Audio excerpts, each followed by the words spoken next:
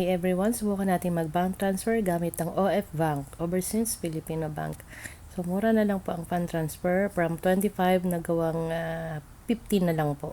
So, yan, nakasave na yung mga favorites ko. Tinignan ko muna. Then, sa land bank po tayo magta-transact. Enter natin ang 10 digits account number. At make sure na tama yung account name. Then, gawa tayo ng nickname. Anything na makakapag-remind sa atin. Ayan yun.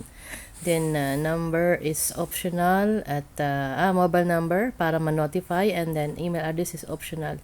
Then, done. Then, pwede nating i-send ang transfer now or returns to account kung maghuhulog na tayo. Then, type natin ang amount, then confirm, then submit. Ganun lang po kadali. Then, proceed.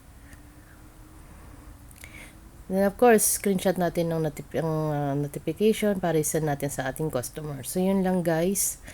Free pala pag land bank to land bank, OF bank to land bank. Ay isa lang po sila.